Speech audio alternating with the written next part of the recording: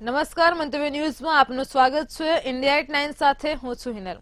જમ્મુ કાશ્મીરમાંથી કલમ 370 હટાવ્યા બાદ આજે પ્રથમ વખત કાશ્મીરના શ્રીનગરમાં વડાપ્રધાન નરેન્દ્ર મોદીની વિશાળ રેલી યોજાઈ હતી અને ત્યારે પીએમ મોદીએ કહ્યું હતું કે પૃથ્વી પરના સ્વર્ગમાં આવવાનો આ અહેસાસ અદ્ભુત છે. અમે દાયકાઓથી આ નવા જમ્મુ કાશ્મીરની રાહ જોઈ રહ્યા હતા.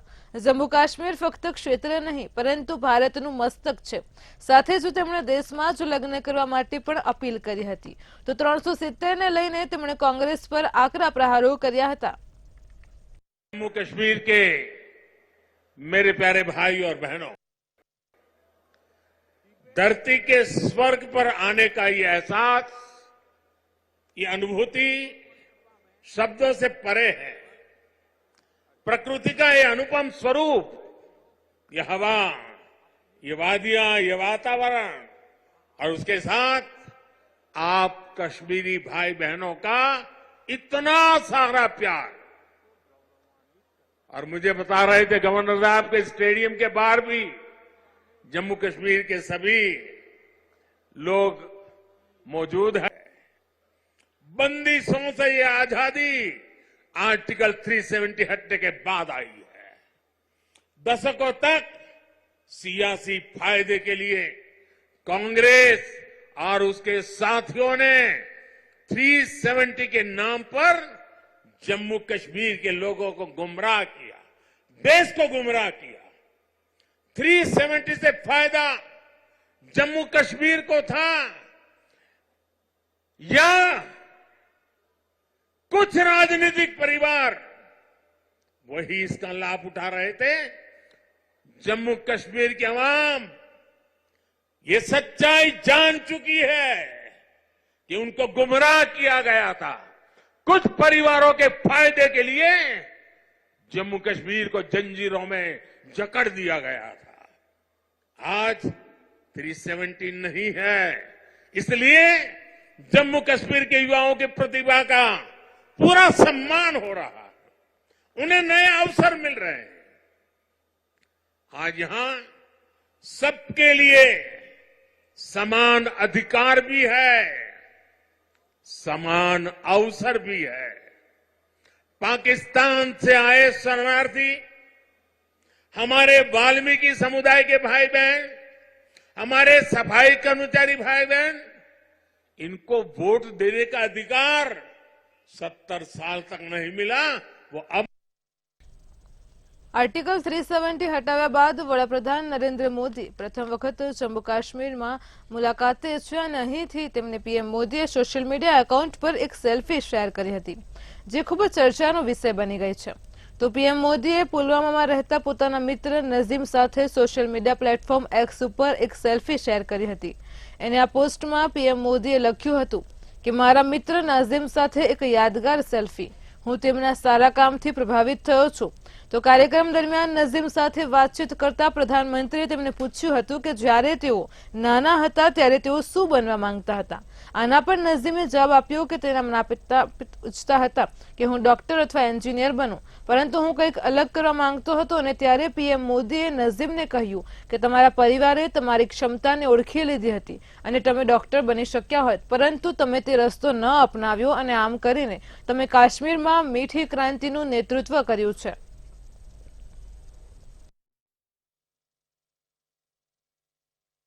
नाजिम जी जी सर. किस तरह, हाँ बताइए. जी सर. हाँ नाजिम, मेरा नाम नाजिम नजीर है. मैं पुलवामा के सांबूरा गांव का रहने वाला हूं.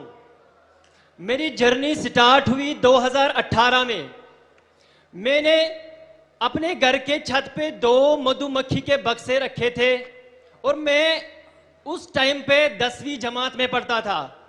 मैं अक्सर स्कूल से आके छत के ऊपर जाता था और उनका केयर करता था. धीरे धीरे करके मैंने इंटरनेट पे जाके उनके बारे में पढ़ा और जब 2018 पास हुआ, 2019 में मैंने सोचा कि इन 2 बक्सों को मैं कैसे बढ़ाऊं. तो मैं सरकार के पास गया. मुझे उस टाइम पे 50% की सब्सिडी पे मुझे 25 बॉक्स मिले और 25 बॉक्स मिलने के बाद मैंने पहली उससे एक्सट्रैक्शन की ऑलमोस्ट 75 केजी। जब मैंने वो 75 केजी एक्सट्रैक्ट किए, मैं उस टाइम पे इतना डेवलप नहीं था। मैं अपना शहद ड्यू बोतल में भर के गांव में बेचता था। उस टाइम पे मेरी पहली आमदनी थी 60,000 रुपए। जिस टाइम पे मुझे ये 60,000 रुपए मिले, मेरे घर वाले भी बहुत खुश हो गए, मैं भी मोटिवेशन से फुल ऑफ पावर हो गया कि मुझे 60,000 रुपए मिले। और धीरे धीरे करके ये सफर मैंने सर आगे लिया और धीरे धीरे करके मैंने 200। કોંગ્રેસના પૂર્વ અધ્યક્ષ રાહુલ ગાંધીએ લોકસભાની ચૂંટણી પહેલા એક મોટો દાવ ખેલ્યો છે। યુવા મતદારોને આકર્ષવા માટે તેમણે લોકસભા ચૂંટણીને ધ્યાનમાં રાખીને યુવાઓ માટે મોટા વાયદા કર્યા છે। રાહુલ ગાંધીએ કહ્યું છે કે જો દેશમાં કોંગ્રેસની સરકાર બનશે તો 30 લાખ પોસ્ટ પર ભરતી કરવામાં આવશે। આ ઉપરાંત તેમણે કોલેજ પૂર્ણ કર્યા બાદ 1 લાખ રૂપિયાવાળી એપ્રેન્ટિસશીપ આપવાની પણ જાહેરાત કરી છે। ત્યારે તેમણે યુવા ન્યાયની જાહેરાત કરવાની સાથે 5 વચનો આપ્યા હતા। गरीब जनरल कास्ट के युवाओं के लिए कांग्रेस पार्टी क्या करने जा रही है। सबसे पहला कदम हमने गिनती की है, हिंदुस्तान में 30 लाख सरकारी वैकेंसीज हैं। 30 लाख। मोदी जी इनको भरवाते नहीं है, बीजेपी इनको भरती नहीं है। सरकार में आने के एकदम बाद हमारा पहला काम होगा कि 90% को 30 लाख सरकारी नौकरियां हम दे देंगे।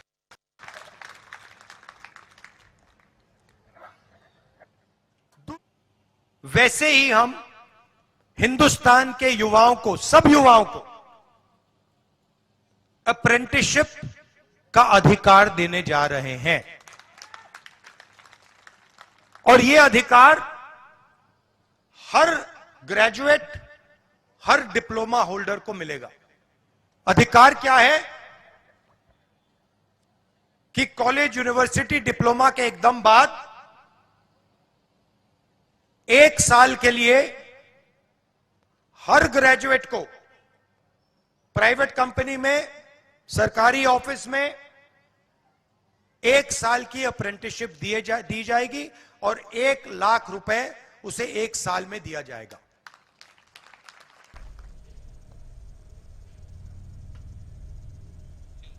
એક બાજુ ગુજરાતમાં એક બાદ એક કોંગ્રેસના નેતાઓ, ધારાસભ્યો એ પક્ષને અલવિદા કહી રહ્યા છે, તો બીજી તરફ રાહુલ ગાંધીની ન્યાયયાત્રાનું ગુજરાતમાં આગમન થયું છે।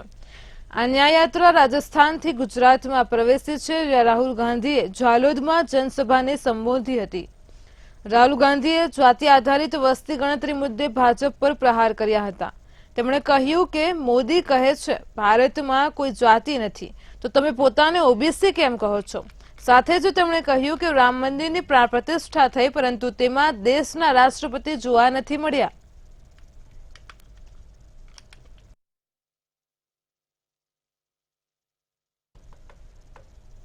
લોકસભા ચૂંટણી 2024 માટે તમામ પક્ષો રણનીતિ બનાવવામાં વ્યસ્ત છે।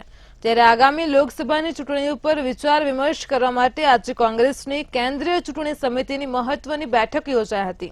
તો આ બેઠક દરમિયાન ઉમેદવારોના નામ પર ચર્ચા કરવામાં આવશે।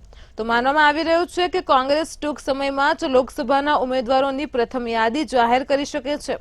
તો કોંગ્રેસ પાર્ટીના મહાસચિવ જયરામ રમેશે કહ્યું છે કે સીઈસીની બેઠક આજે યોજાશે, ત્યારે લોકસભા ચૂંટણી માટે ઉમેદવારોના નામ પર વિચારણા કરવા અને નક્કી કરવા માટે કોંગ્રેસ પાર્ટીની કેન્દ્રીય ચૂંટણી સમિતિની આ પ્રથમ બેઠક યોજાશે, જેમાં કોંગ્રેસ અધ્યક્ષ ખડકે અને રાહુલ ગાંધી હાજરી આપશે અને ખાસ કરીને 100 લોકસભા બેઠકો ઉપર વિચાર થશે।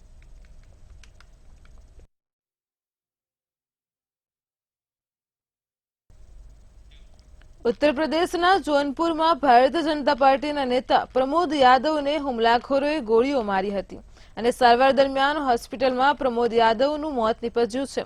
તો પ્રમોદ યાદવની હત્યામાં હજુ સુધી કોઈની સામે આરોપ સાબિત થયા નથી. પોલીસ દ્વારા હત્યારાઓની શોધખોળ શરૂ કરવામાં આવી છે. તેમના સુધી પહોંચવા સીસીટીવી ફૂટેજ ચકાસણી કરવાનું શરૂ કરવામાં આવ્યું છે અને પ્રત્યક્ષદર્શીઓને શોધવામાં આવી રહ્યા છે. નોંધનીય છે કે પ્રમોદ યાદવને 2012માં વિધાનસભા ચૂંટણીમાં જોનપુરની મલહર બેઠક પર દબંગ નેતા ધનંજયસિંહની પત્ની જાગૃતિસિંહ સામે બીજેપીની ટિકિટ પર ચૂંટણી લડ્યા હતા. આ ચૂંટણીમાં સમાજવાદી પાર્ટીના પારસનાથ યાદવે જીત હાંસલ કરી હતી, જ્યારે જાગૃતિસિંહ બીજા નંબર પર રહ્યા હતા. જો કે વર્ષ 2017માં ધનંજય અને જાગૃતિના છૂટાછેડા થઈ ગયા હતા.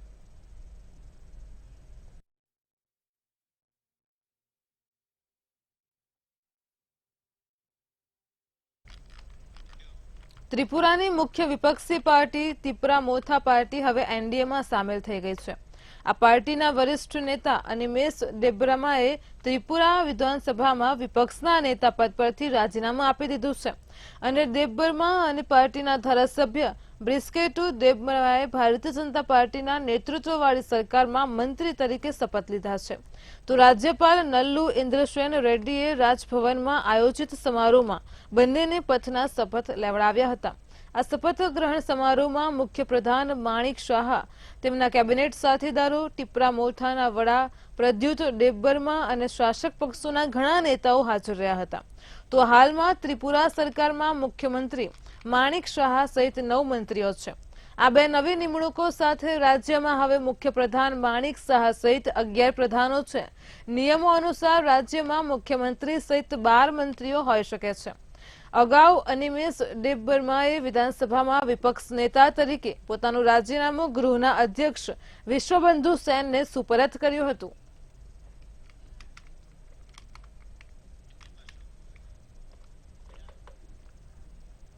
પંજાબમાં આમ આદમી પાર્ટીના ધારાસભ્ય પઠાન માંજુરાએ વિધાનસભામાં વિચિત્ર માંગણી લઈને આવ્યા હતા.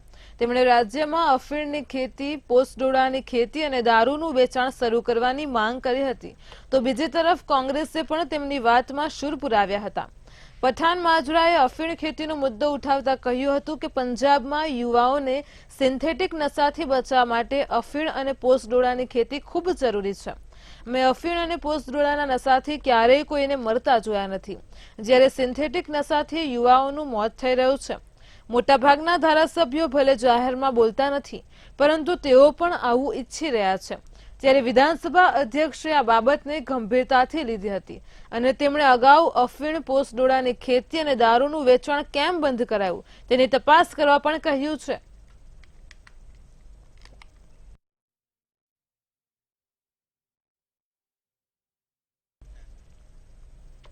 દરિયામાં જહાજો ઉપર ડ્રોન હુમલામાં નોંધપાત્ર વધારો થઈ રહ્યો છે, પરંતુ ભારતીય નૌસેના આ હુમલાઓનો જડબાતોડ જવાબ આપી રહી છે.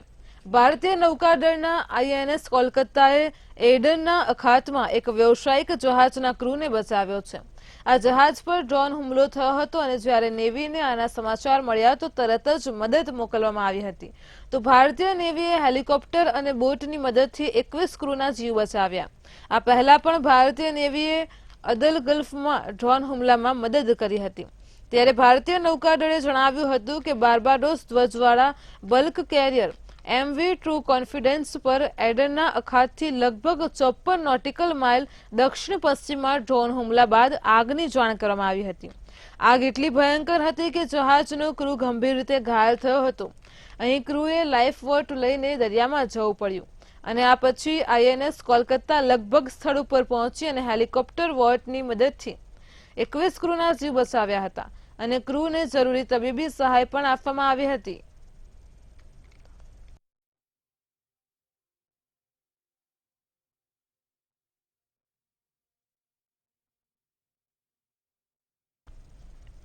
ભારતના સિલિકોન વેલી ગણાતા બેંગલુરુ શહેરમાં પાણીની કટોકટી વધુ ગંભીર બની છે. દેશમાં હજુ તો ઉનાળાની મોસમ શરૂ નથી થઈ તે પહેલા જ કર્ણાટકના હાઈટેક સિટી બેંગલુરુમાં લોકો ટીપે ટીપા પાણી માટે તડવડી રહ્યા છે. આ શહેરમાં અત્યારથી જ જે પરિસ્થિતિ સર્જાય છે તેનાથી બેંગલુરુ વાસીઓ પણ ગભરાઈ ગયા છે। ત્યારે ઉનાળો શરૂ થાય અને જળસંકટ વધુ ઘેરું બને તે પહેલા સરકાર અને રહેણાંક સોસાયટીઓએ કમર કસવાનું શરૂ કર્યું છે। એટલું જ નહીં, રાજ્યના મુખ્યમંત્રી સિદ્ધારમૈયા અને નાયબ મુખ્યમંત્રી ડીકે શિવકુમારની પણ મુશ્કેલી વધી ગઈ છે। કર્ણાટકના રસ્તાઓ પર પાણીની ટેન્કરો જોવા હવે સામાન્ય વાત બની ગઈ છે। ત્યારે શિવકુમારે કહ્યું હતું કે સામાન્ય દિવસોમાં ટેન્કરની કિંમત 700 થી 800 રૂપિયા હોય છે, જો કે વધુ માંગ સર્જાતા ટેન્કરની કિંમત 1500 થી 1800 રૂપિયા થઈ ગઈ છે। સિદ્ધારમૈયાના જણાવ્યા મુજબ રાજ્યના 136 તાલુકામાંથી 123 તાલુકાઓને દુષ્કાળ અસરગ્રસ્ત જાહેર કરાયા છે અને જ્યારે તેમાંથી 109માં ગંભીર કેટેગરી મુકાઈ છે। આ ઉપરાંત રાજ્યની કોચિંગ ક્લાસ અને સ્કૂલોએ પણ બાળકોને ઓનલાઈન ભણાવવાનો નિર્ણય કર્યો છે।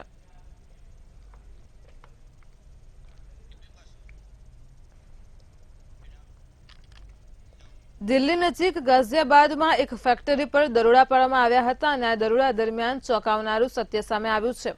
અહીં LED બલ્બ બનાવવાના નામે કારખાનું ચાલતું હતું જે ઝડપાઈ ગયું છે, તો જેમાં હાઈ બ્લડ પ્રેશર, ડાયાબિટીસ અને એન્ટાસિડની નકલી દવાઓ બનાવીને બજારમાં વેચતા હોવાનું કૌભાંડ પકડાયું હતું। દિલ્હી પોલીસની ક્રાઇમ બ્રાન્ચે ફેક્ટરી અને વેરહાઉસમાંથી લગભગ 1 કરોડ 10 લાખ રૂપિયાની નકલી દવાઓ જપ્ત કરી હતી। ત્યારે પોલીસનું કહેવું છે કે આ ફેક્ટરીમાં બ્રાન્ડેડ દવાઓની નકલ કરીને નકલી દવાઓ બનાવવામાં આવતી હતી। આ તમામ દવાઓ ભારતમાં સૌથી વધુ વેચાય છે। એ પણ શક્ય છે કે તમારા પરિવાર કોઈ વ્યક્તિ આ દવાઓ લેતી હોય। મોટી વાત એ છે કે અહીં જે નકલી દવાઓ બનાવવામાં આવી રહી છે તે હૈદરાબાદ સુધી સપ્લાય કરવામાં આવતી હતી।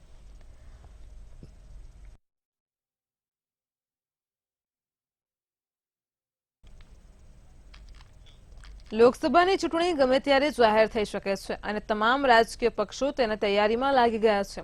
ત્યારે આ દરમિયાન મહારાષ્ટ્રમાં મરાઠા આરક્ષણ માટે આંદોલન કરી રહેલા મરાઠા નેતા મનોજ જરાંગે લોકસભા ચૂંટણીમાં દરેક ગામમાંથી એક ઉમેદવાર ઉતારવાની જાહેરાત કરી છે।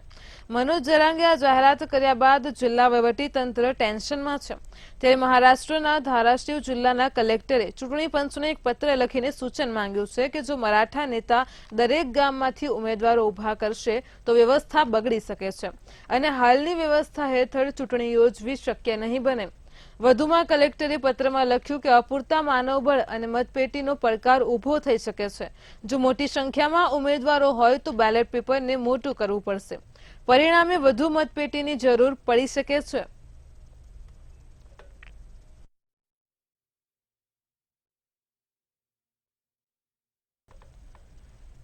સેન્ટ્રલ બ્યુરો ઓફ ઇન્વેસ્ટિગેશને આર્થિક અને કરોડો રૂપિયાના શંકાસ્પદ વ્યવહારો મામલે 2 રાજ્યોમાં એક સાથે 67 સ્થળો પર દરોડા પાડ્યા છે, જેમાં અંદાજે 820 કરોડ રૂપિયાના શંકાસ્પદ IMPS ટ્રાન્ઝેક્શન સંબંધિત યુકો બેંકના કેટલાક ખાતાઓની તપાસ કરવામાં આવી રહી છે।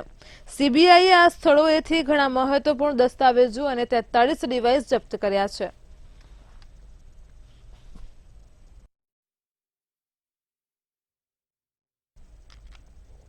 ગૃહ મંત્રાલયે મોહમ્મદ કાસિમને આતંકવાદી જાહેર કર્યો છે। સાથે જ કેન્દ્રીય ગૃહ મંત્રાલય દ્વારા માહિતી આપવામાં આવી છે કે મોહમ્મદ કાસિમ લશ્કરે તૈયાબાનો સભ્ય હતો અને 2022માં વૈષ્ણોદેવીના તીર્થયાત્રીઓ પરના હુમલાનો પણ મુખ્ય કાવતરાખોર હતો। તે રાષ્ટ્રની એકતા અને અખંડિતતા વિરુદ્ધ પ્રવૃત્તિમાં સામેલ હતો અને ભારત સામે યુદ્ધના આયોજનમાં સામેલ છે। તે જમ્મુ કાશ્મીરમાં બીજેપીના નેતાના ઘર પર ગ્રેનાઇટ હુમલામાં પણ સામેલ હતો। મોહમ્મદ કાસિમ એ રિયાસી જિલ્લાના અંગ્રાલા ગામનો રહેવાસી છે।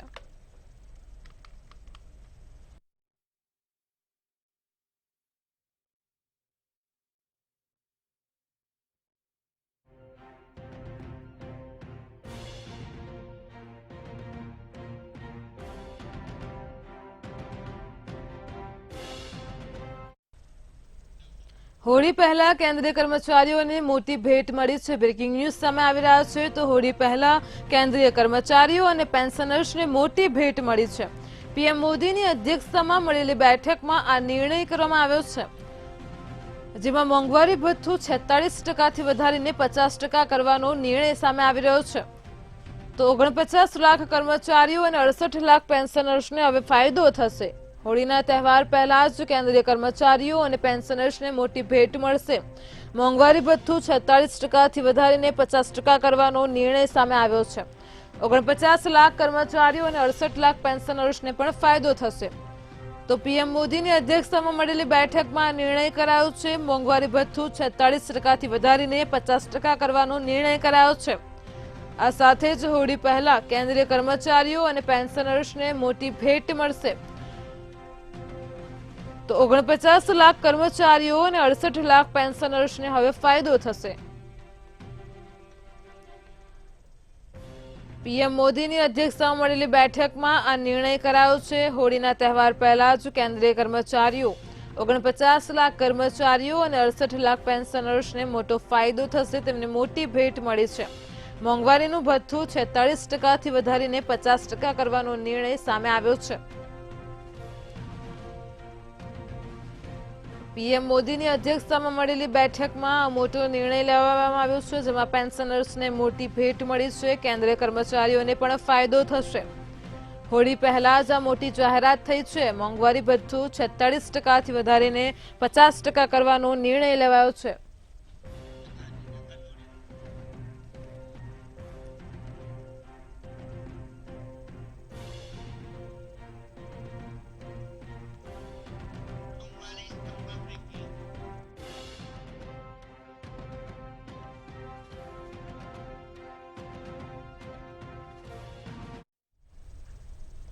ભરતીને લઈને મોટા સમાચાર સામે આવી રહ્યા છે.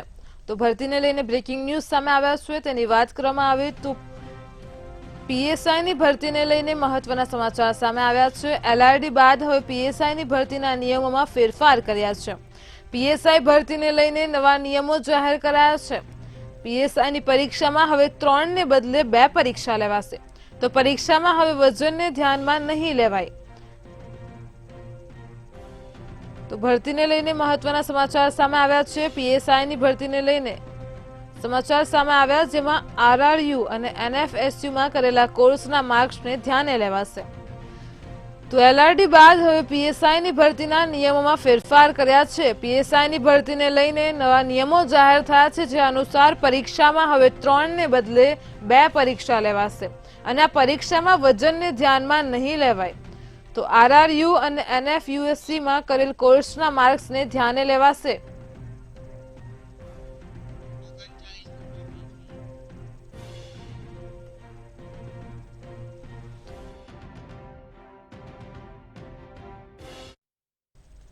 રાજ્યમાં 9 થી 23 માર્ચ સુધી પોષણ પખવાડિયું ઉજવાશે, જેને લઈને સમાચાર સામે આવી રહ્યા છે.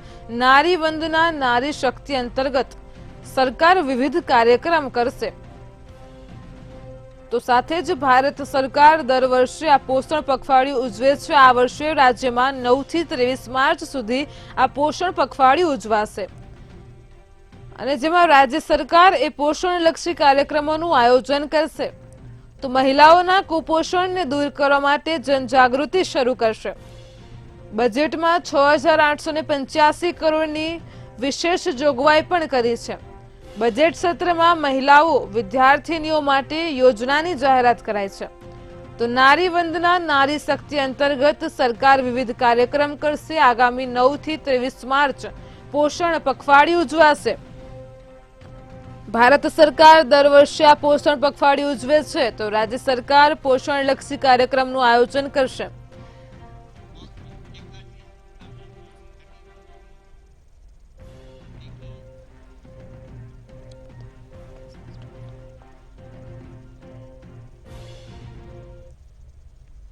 વ્યભિચારની વ્યાખ્યા સ્પષ્ટ કરતો હાઈકોર્ટનો નિર્ણય સામે આવ્યો છે, જેને લઈને સમાચાર સામે આવી રહ્યા છે. તેમાં વાત કરીએ તો ડિવોર્સી પત્નીથી એકલ દોકલ સંબંધ વ્યભિચાર ગણી શકાય નહીં. હાઈકોર્ટનો નિર્ણય સામે આવી રહ્યો છે. હાઈકોર્ટે વ્યભિચારની વ્યાખ્યા સ્પષ્ટ કરતો એક નિર્ણય બહાર પાડ્યો છે, જેમાં એકલ દોકલ સંબંધ એ સતત વ્યભિચાર ગણી શકાય નહીં. ડિવોર્સી પત્નીથી એકલ દોકલ સંબંધ વ્યભિચાર ગણી શકાય નહીં. તો વ્યભિચારની વ્યાખ્યા સ્પષ્ટ કરતો હાઈકોર્ટનો નિર્ણય સામે આવ્યો છે. હાઈકોર્ટનું કહેવું છે કે ડિવોર્સી પત્નીથી એકલ દોકલ સંબંધ એ વ્યભિચાર ગણી શકાય નહીં.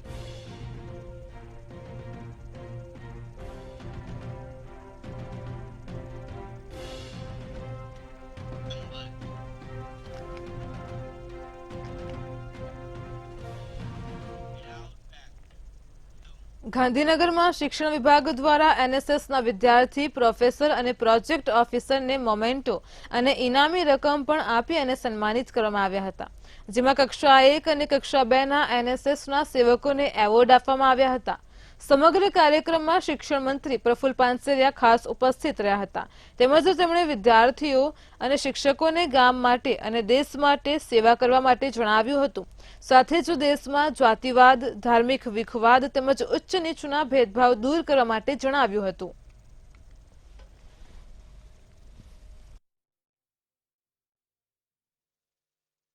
ખૂબ ખૂબ શુભેચ્છાઓ। એનએસએસ એવોર્ડ વિતરણ કાર્યક્રમની અંદર ઉચ્ચ શિક્ષણના અમારા અધિકારી મિત્રશ્રી, આપ સૌ જેમને ઘણા વર્ષથી સમાજ સેવા, એજ્યુકેશન અને અનેક વિવિધ ક્ષેત્રો પર પોતાનું યોગદાન આપીને આજે તમે જ્યારે આ સન્માન સ્વીકારી રહ્યા છો ત્યારે સન્માન જે સમાજ, જે સંસ્કૃતિ, જે રાષ્ટ્ર યોગ્ય જગ્યાએ યોગ્ય સન્માન થતું હોય ત્યારે સંસ્કૃતિ ફૂલી ફાલતી હોય છે। મુખ્યમંત્રી ભૂપેન્દ્ર પટેલની વર્ચ્યુઅલ હાજરીમાં રાજકોટને અનેક ભેટ મળી છે। ₹600 કરોડથી વધુના ઈ-લોકાર્પણ અને ઈ-ખાતમુહૂર્ત કરવામાં આવ્યા છે। અટલ સરોવર ગુજરાત સ્થાપના દિન 1 મેથી લોકો માટે ખુલ્લું મૂકવામાં આવશે। આવાસ યોજના, ડ્રો સહિતની અનેક સુવિધાઓને ખુલ્લી મૂકવામાં આવી છે।